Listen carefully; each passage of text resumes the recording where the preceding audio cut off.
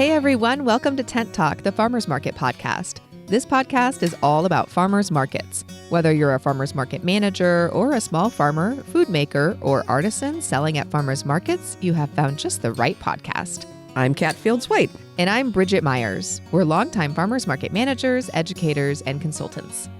Get ready to catch up on all things farmers market pros with us. Today, we're talking about tracking your market activity throughout the year. Today's episode of Tent Talk, the Farmers Market podcast, is supported by the 9th annual NTENTS, the National Farmers Market Conference. Join us March 10th through 12th at the beach in sunny San Diego, California, for 3 full days of informative workshops and presentations to make your farmers market or market business more profitable and less stressful.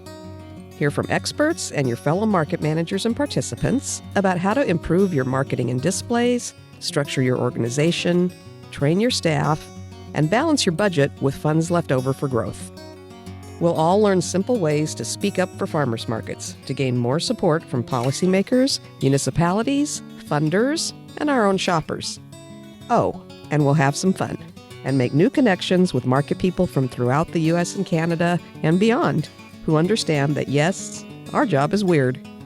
Don't miss it. Save your seat by clicking the Register Now button at farmersmarketpros.com today. Well, welcome back to Tent Talk, everybody. We are getting so excited for the conference. It's so close. It is so close. The countdown is like shorter and shorter. 60, 59, 58, 57. It's like, I just see those numbers flashing before me. You just wake up in the middle of the night like, I do. 30, 29. Oh my gosh. Do you remember when Justine was with us and she used to talk about conference nightmares? Oh, yeah. She'd come in and it'd be a couple months ahead of time. She'd say, just had my first conference nightmare. And sure enough, I just had a very vivid dream about everybody showing up and we'd forgotten to make name tags. Oh, no. It was like, shoot, can somebody print those up real quick? No. That would be bad, too. That would be bad. It'd be terrible. It's hard to make friends when there's no name tags. Yeah. I will say. No, I'd hate that. So anyway, few little conference nightmares, but all in all, it's going very smoothly. We're schedule's cool. Yeah, it's loving the schedule. It's looking so good. I'm super excited to have Sarah Marshall from Marshall's Hot Sauce emceeing that special track for farmers and vendors this year. She's so good. Yeah. And I mean, she's a very long-time, experienced market vendor with Marshall's Hot Sauce, and that's H-A-U-T, hot sauce. Oh, hot. She's also been a speaker at the conference a few times, and she does a lot of other speaking things. And she also is just an expert at bringing vendors and farmers together. She uses a lot of farmers' ingredients for her own hot sauce products. She's really good at that whole thing. We'll also have Christopher Hudson from Benny Blanco Tortillas coming in, and he'll be talking too about using farm ingredients and making it profitable to do so. Yes. Yeah. So, lots of good stuff in that track. I'm excited to have that track back with us. So that's just on Monday, March 10th.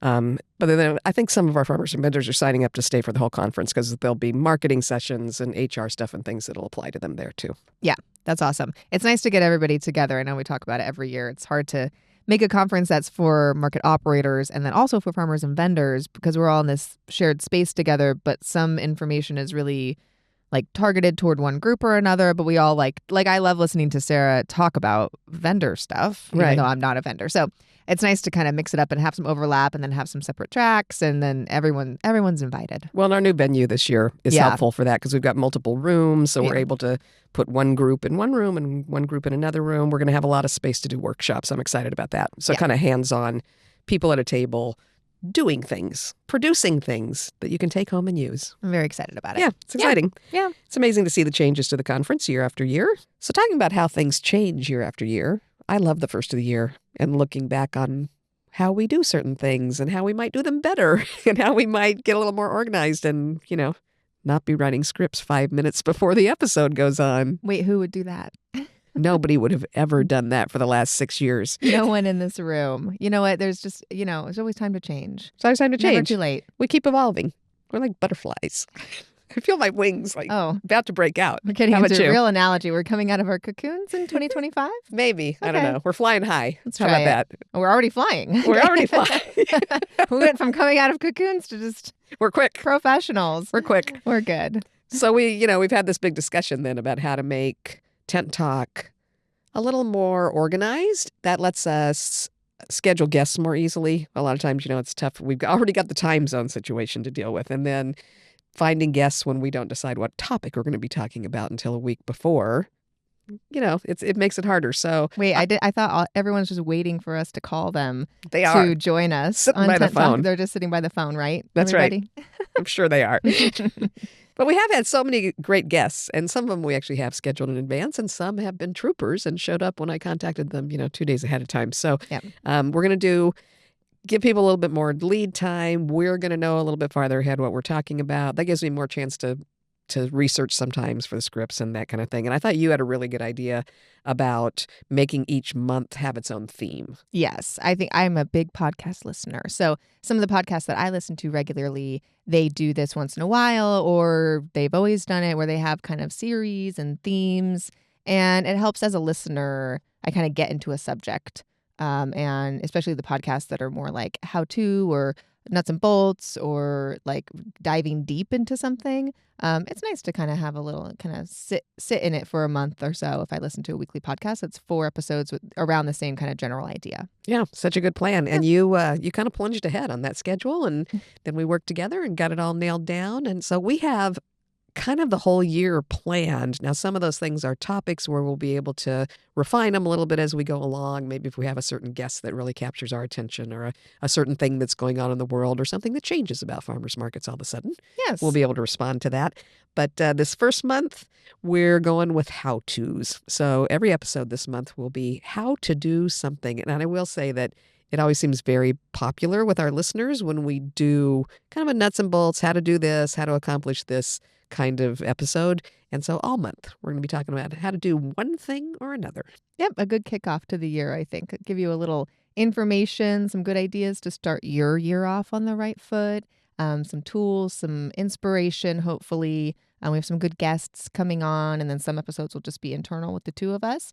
But yeah, just talking about how to do different market things. That's right. So today, let's talk about how to keep a market manager log. Let's go. We heard from some folks in our online community about this lately, and it's something that we've done and changed up and done some more at our markets. So, I think this is kind of an important thing to start or to maybe spiff up if you have a system for this already. Yeah, it's really helpful. Yep. I mean, so the basic purpose of a log like that, especially if you've got more than one person managing the market, I think the purpose, some of it is just communication, because at a farmer's market, somebody's in the info booth and somebody's up on one block talking to people and somebody's across the park talking to somebody else. And it's hard for everybody to know what happened at the market. And sometimes your general manager might even be on site at every one of your markets, and then they need to catch up on what's happening on site that might affect how they're doing other things like curating the map, taking applications. Yeah, I think so too. I think the log is really helpful because we have like a group chat, or maybe you use walkie-talkies or something with your team. So there is communication going on about things happening like in real time. But a log, I feel like the purpose of a log is more like saving information to refer back to later, which we'll talk about. And also just reminding folks to take note of certain things when they're happening so we can discuss later, or just to really have a record of that. So that's the purpose of that log. Yeah, it makes them aware of what they should watch for. Yeah, it kind of helps them like understand what their job is, just because like we said, like our job is weird at the market. So we're doing a lot of things at once. And so it's helpful even for people that have done this for a long time. I mean, you're doing so many things. And so a log can kind of remind you, okay, you need to be doing like these little points every single market, like be repetitive with that information so you can compare and contrast. You can have a record of it. And so actually creating the log, or the requirement to fill out a log, I mean, it's a little bit of staff development too, right? Mm-hmm. I just started following this woman does a thing where, as a mom, she teaches you to not make a list of chores, but it's a whole thing where you train your children and, I don't know, maybe your husband, to notice what needs to be done. Oh, you approach who is this woman? I'll find her name for you. Every time I look at every time I look at it, I think, "Ooh, Bridget might like to hear this," or my nieces and nephews that have children. So, I mean, in a way, you are teaching your team what kind of things you watch for when you're on site. Yeah, no, I think that's really helpful. And like usually when I'm training somebody new, I'll say, "Oh, okay, so we need to check this," and they'll say, "Oh, you check that? Like this is part of your daily routine." So it's just stuff that maybe is very routine and like muscle memory for you. But explaining that and telling that to somebody else, like really, we need to get better at delegating. I think as a market management group, sometimes we're not great at that because we want to do everything and might have control issues. I don't know if that's a trait among us, but maybe just a little bit, which is why we're so good at our job. Okay. But it's nice to like spread that wealth of knowledge around to your team. And so they can just help you and they can have extra eyes out there. They can be reporting information back to you. And it just makes for a better like team effort for the market and kind of cohesiveness, and definitely is something that helps communication. So I think we can agree that when you come to the question of who's filling it out, it should be everybody on site. Well, is it just one manager, like your kind of manager on duty on site? Is that who you'd want it to fill out? Would you want all of your assistant managers or kind of on-site team to be adding to that log? Yeah, I think we've done it both ways really with our logs, and my log at my markets is like kind of slipping lately. So this was a good conversation to bring back because I'm going to kind of refresh it for the new year.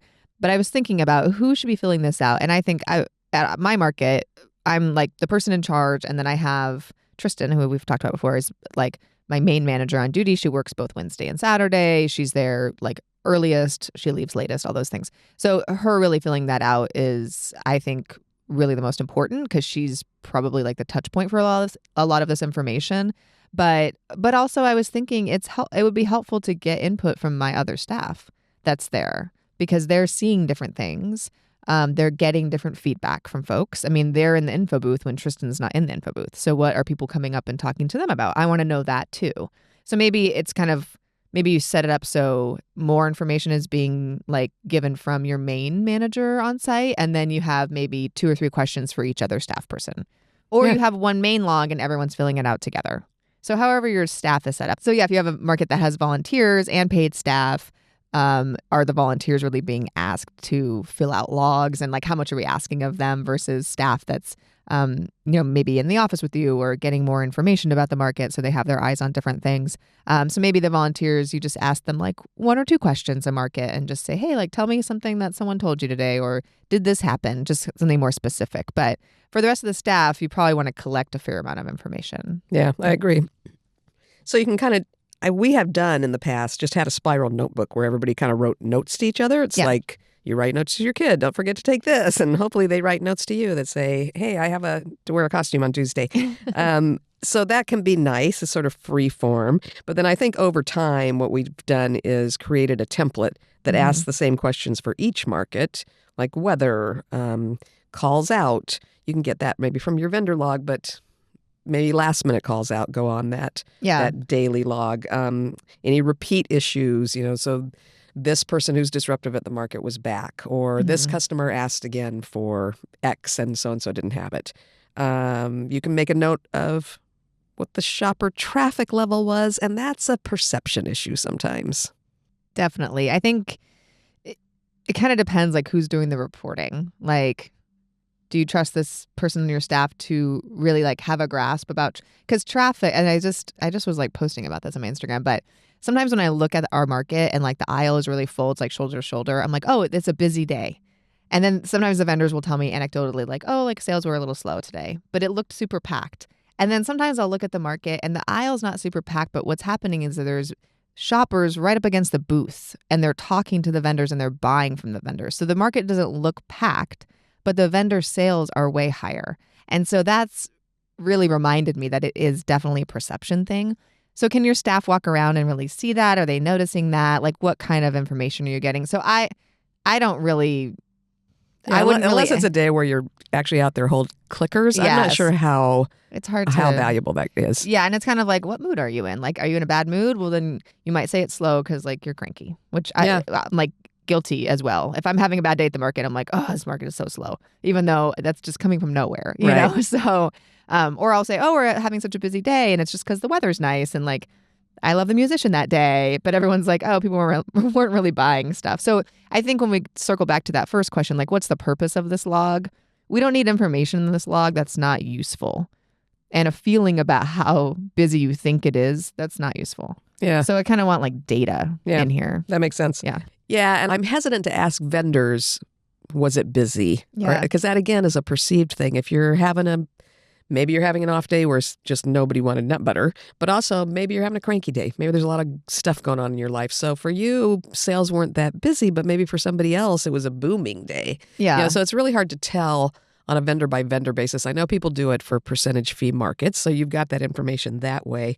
I like what Jessica Mullen told us one time. She's from Travelers Rest Farmers Market in South Carolina, right? Hope I got this right. One of Don't those ask Carolinas. me. I'm geographically challenged. That's true. That's true. But she was saying that she always has a specific question that she asks a few vendors. And I think she just randomizes, asking a few vendors each day. And I know one question she asked of everybody was, what's the farthest away? Where was the person who came the farthest to the market from? That you talked to today? That's such a good question. And she said then she builds that into actually to her data over the year of where are people coming from that are shopping in the market, because she gets that kind of answer. Or she'll ask, what was the biggest sale you made today, rather than saying, how was your day overall? Because again, that can just be kind of loose and not very objective, and it's hard to compare that against how somebody answered the question last week. Yeah, exactly. Or if you have a vendor, I think vendors, if they're planning to give notice and leave a market, they might lead a couple weeks up to that by saying, oh, this market's really slow for me. Even if it's not, they're leaving for an unrelated reason, so that they're kind of trying to give you a reason why they want to leave. I mean, it's just perception of each individual. So I think that's not super helpful. But I think I like those questions. We can say what was the most interesting customer? I like those kind of things. What was a reaction to your product or something? What was your best moment today? Yeah. Yeah. I don't know. You can ask them what the most frustrating moment is. But again, do you want to encourage negative comments? I don't know. Yeah. I mean, I think it's good to get vendor feedback, which is kind of that'd be a different episode to talk about. That's more of a overall vendor feedback. When you're talking about we're doing a log so that we can see if there's things that we need to do differently in the future. And transmit information amongst each other. Like the staff team. I think we don't really need to lean on the vendors too much for that. Right. So maybe vendor questions and comments. I mean, we want people to email to tell us they're going to be out next week, but let's not shoot ourselves in the foot by not making a note in the log that, Bob Food said he was going to not be there next week. Yeah. Give us a hint so that we can follow up on that. So vendor questions and comments, shopper questions, that's a good one. Yes, what I love about the log is shopper questions, because sometimes shoppers will be asking, for a vendor who maybe has applied and they're on the wait list, but it's a bunch of shoppers are waiting for them to join. Or a shopper is saying, oh, I wish these vendors were closer to just something that could really be helpful, that maybe isn't a big deal for me to make a change. But if I get that input from enough shoppers, or from a shopper that just has really a genuine question or input, I can make a change with that information. That's helpful. Or a resident that's having a challenge or something. I want to be helpful in those situations. That's a good idea. Notes from residents and neighbors are really important. Mm-hmm. But I think you make a good point there, and that came up from one of our folks in our online community. When you ask if you should have a market log, it's very important to ask, what are you going to do with this log? Yes. Or as Sarah Milner-Simons from Eat Festivals in England, she and her partner are going to be speaking at the conference in March. They run some fairly large markets, but her point was only record what you intend to use. Yeah. And that goes for when you're taking surveys and everything else. Don't ask people to record a bunch of information that you're going to ignore. I mean, how frustrating is that? So don't make it a task for your manager to do that you're never going to look at. But if you really are going to use it, it can give you a ton of valuable information to make the market better next week by making sure that no parking sign got fixed, or or it can be better overall because you're hearing multiple comments from shoppers about a kind of vendor that you need, that you should be out looking for. Yeah, exactly. And I think it's helpful because we'll make chats in the group chat, but then we kind of forget about it. Or someone on staff will say, oh, I need to tell Bridget about this, but they maybe don't want to chat the whole group. But it's a notebook or something is good. It's a good point of reference, and we can kind of check in throughout the day and be like, hey, did you guys put any feedback in the notebook? And they'll go, oh yeah, someone said this to me. I have to write this down. So yeah, that's helpful. Mm-hmm. So Sarah also noted, she had some really good comments on this topic when it was coming up in our online group, that she notes any, she says kit because she's from England, but equipment that gets used or broken or given away. I mean, sometimes we loan a vendor a tent because theirs breaks down. Yeah. It's good to make that note that we got that tent back. Or if that note never goes in, you know that you've got a tent out floating around that you need to get back. Yep. Or you have something of your own that needs to be replaced. She's saying that she uses a special notebook that's different for any private observations about vendor behavior. So their requests, their actions that maybe need to have a conversation about, anything to do with invoicing, personal data like contacts from vendors that are inquiring about a spot or neighbors or prospective vendors. She says you need to be careful managing that information because that's not just information that you want anybody to have access to when people are giving you their personal contact info. Yeah. So you might need 2 logs, or you might need a little sheet in your log if you're using a binder that you keep that's really more for the general manager and for certain situations, but not open to everybody's discussion. That's a good point, actually, because I think like with my main manager on site, we exchange a lot of information like side texts during the day about like invoicing questions from vendors, or I'm more likely to like tell Tristan that I'm kind of on a final warning with a vendor rather than like blast that out to the whole team. Right. Because it's not You don't like want to color their reactions to the vendor. exactly. Yeah. And I don't need them maybe discussing it with each other and someone overhears or what, just like very, It's a private thing. You want to keep it professional. It's private information. And so maybe having a side log that just one person is reporting to you about certain topics, I think that's really helpful. That's a good hint. That can make some sense. Mm-hmm. And she also noted that as managers and event operators, and they run some pretty big events, actually, she said we're legally obliged to keep a record of some health and safety incidents and near misses on those. And then notes of serious incidents are taken by authorities, so you want to keep them clear and separate from your own necessary records. And I've had some experience with that, working with people that, where the market's getting sued because somebody tripped over something or fell. And you want to be careful with that information. That's another piece of information that you don't necessarily want just floating around. You also don't want a whole bunch of people's perceptions of what they saw, because we've all taken that class in high school where, something happens and everybody has to write down what happened and you get 17 different descriptions of the person and what they were wearing. Not everybody's a great witness, and you don't want to record information that then might be used in a complaint or a lawsuit or something that might not be accurate. Exactly. Yeah. Yeah. So kind of recognizing what is like tips over into a legal situation or a record that could be used for insurance or for the police or things like that. Risk management. All we hate around. that part of our job, but there it is. It's important. It's the worst. Absolute worst. And hopefully there's not a lot of that going on and being recorded, but it is important to know that if something does happen. Like, I mean, sometimes someone will like pass out at the market or something. And then they call an EMT. Yeah, they call an EMT, or like their family gets them feeling better. But you do just want to write that down. And so you have a note of it. So in case anything happens in the future, or maybe, that it was really unexpectedly hot this day and somebody fainted in the future, maybe we have a water station set up or something like that. Like you can use that information for a helpful purpose for the future. Yeah. And maybe the vendor that saw them really didn't know what to do and freaked out. And that can remind you, okay, we need to like send out our emergency preparedness plan that includes what to do when that kind of stuff happens. It's a good reminder to send out to the vendors again. So that log can be really helpful, because when you're on site at the market and you've been up since 3 a.m, I know this happens to me all the time. I just have my notes app open, but if I see something, I'm like, oh yeah, I need to do that. I need to send everybody an email and like tell them not to leave their trash behind. By the time I get home, I just go sit on my couch. I'm so tired. Like I'll never remember that. So like I can add stuff in the market log too, in the manager log, and then we can all help each other remember to do that during the week when we're at the office. That's a good point. Yeah. Which takes us to how do you keep this log? Should it be physically written on a piece of paper at the market? Should it be in a digital format? What are the kind of the pros and cons of each of those? Yeah, I'd say the pros of a digital format is that it's easier to reference in the future and easier to maybe pass on to the next person in charge, to organize and like sort the data if it's kind of digital.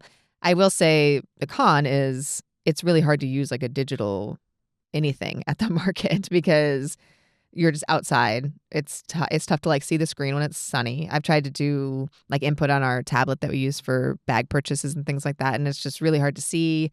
Then you have to charge something. You have to make sure everyone knows how to use it. If it's raining, too bad. It's like, people have gloves on because it's cold, too bad. So those kind of things are just really practical things that get in the way of that. And then I would say using paper is helpful. I think just we've used like a diary before. We used to use that at one of our markets a long time ago. And it was just like a big spiral notebook, and we would just kind of write endlessly. It was just like a long chain. We just like write the new date when we started. And then we transitioned to like a template, and it's just in our 3-ring binder, and it's just a like Excel spreadsheet, and it has some questions to answer that everyone needs to answer. It has the like space for the date, who's working on site, all those kind of questions that we talked about. And then that's in the binder, and it's just by date, so I can kind of flip through it and look at it as needed. Yeah. To me, that's more helpful because it's like someone can just pick up a pen and start writing. It does. I think people maybe use it more than they would a digital one. I'm not sure. I think maybe if there was a digital thing, and somebody mentioned using one, but we don't know what it was. So we're going to dig into that a little bit more. But I mean, I guess if there was something that was set up really easily, like an app where you just like clicked sunny, rainy, cloudy, or that. Yeah. But then the additional notes, as you say, that can be tricky digitally on site. With a digital format too. Will everybody take the time to use it, and then who can access it? Yeah. So, and then what happens if management changes, and have you lost the ability to access that unless you're making sure that it's really, in the rest of your market digital world, and that everybody who needs to has access to it. Yeah, it's all that stuff. And will you go back to that digital format and read it? And that, of course, is the key. Don't make people do things that you're not going to use. Yeah, exactly. Like I like the idea of a form that you could sort. That's a good idea. So you can write it randomly, but it sorts out to, I don't know. If anyone has a good system for this, let us right. know. Let us know. Please message us. And I've used ours and gone back and looked at them, just kind of flipped through it. But I think what we could do is maybe like take a picture of it and then put it in like a Google Drive folder or something and just tag it by the date. So if you need to look back at a certain date. There's probably some evil AI answer to this. Oh, no. We have to use AI. Don't you think? I bet there's some transcription thing where you could take those notes and probably take a picture of them, and somebody at Google will know everything about your market, but they will be able to sort things out for you. Some real person at Google sitting in the basement will type it out for you. That's right. That's what they do, right? In the basement, right? Yeah. One of those little hamster things. I do like the comment, and this might have been Sarah as well that mentioned that while you're writing down what your best moment of the day is, or how far somebody came to go to the market that day, be sure to record especially brilliant comedy moments for your next vendor meeting. Love that. Right? Yes. That would be so funny. That would be funny. Yeah, it's nice to add like a little positive thing, like, what was this vendor wearing? Like someone who has like high fashion at the market, like what was their outfit today? Just as something like joyful. I like that's that. in there, yeah. What kind of earrings? Yeah. Yep. But it is really helpful to look back and see, some idea of traffic count, maybe what the weather was, what the vendor count was. That's fun. We dragged out a T-shirt a while ago from the 5th anniversary of our big market. And it was funny to look at the back and see, we had all of the vendors listed on the back for that market. And it was funny to see who's actually still at the market. Yeah. So, 16, 17 years in, who's still at the market. It was funny to look at some of those names and say, oh, I remember them, and they've moved back to Australia, and they're not here anymore, and that kind of thing. So it's looking back at the notebooks would have that kind of effect too, and give you some good information on, oh, you know what? There's always a little bit of an early September slump. Yeah. Let's not get excited. We heard that from Maya, right? Yes. Maya Madsen from Maya's Cookies, who is our sometimes third co-host of this Tent Talk, but she has a cookie vendor business and shops here in San Diego. She said that when from the very get-go that she started at markets, she took very like specific record-keeping kind of notes. Like what was the weather? How many did they sell? What was the general attitude of customers? What was feedback from customers? How many did they sample? Yeah, exactly. And so like, was the tent looking good? Like, did you see another vendor booth that looked amazing and you want to copy something for your booth? Like those kind of notes were kept in there. And she said she referenced them like year over year, and it really helped her improve her business. I think she still does that. Yes, I'm sure she does. She's like Miss Data, but it's so helpful. But that, I mean, she has really grown her business. So maybe take a hint from somebody who clearly knows what they're doing. Right. So this is not just for market managers' logs. This is also for market vendor logs. Did all of your staff show up with their uniform T-shirts? Yep. Was anybody doing social media that day? Yep. And on a different day, if the answer is yes, then today when the answer is no, and maybe look at your sales, that'll give you an idea. Does having somebody on social media all day work? Did you have a special this weekend? Yes. That's really helpful, actually. I don't know how many vendors have a log, but sometimes vendors will contact me and say, hey, for the last 3 weeks, we've noticed it's really tough to do load in the morning because now this resident that's on the street has been parking their car kind of out of their driveway a little bit, like just like a little hint that's very like fixable for me to go be like, oh, during the week I can just go talk to them and say, hey, can you make sure your car's pulled all the way in the driveway because our vendors can't get onto the street? And so they write it down and they've noticed it's not just like a one-time occurrence. It's a repeat issue and it's hindering the smooth load-in process. So that can be super helpful. And that's a good way for vendors to work with market managers and kind of report challenges that can be fixed. So this app we're going to develop that has a very clever way to keep logs. It's going to be for farmers and vendors too, right? That's right, of course. That's right. We're the techie gals for the job, I'll tell you. Not. Oh, man. But somebody out there is. Someone can help us. That's right. Oh, boy. Well, okay, so we probably won't be developing an app. We might develop an adorable diary. Ooh. With colorful pens. Right? We're very analog over here. What can we say? Little forms in there that everybody can fill out. I don't think that's a terrible idea. I think that'd be fun. Yes. We can do templates. I love a template.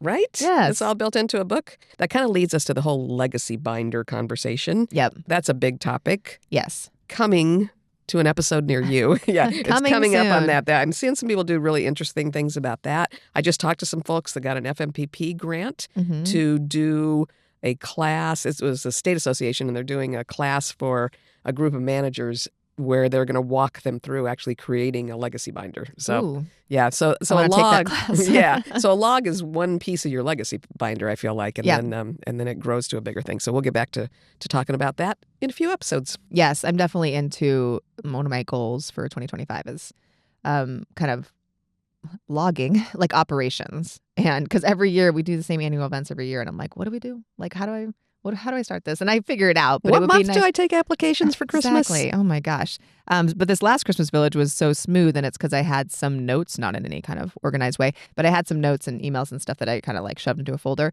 and it was really helpful. So I think this year, just getting more organized about that, getting some systems in place, write them down for yourself. For if you're going to stay in this job for 20 years, write them for yourself because they'll be very helpful year over year.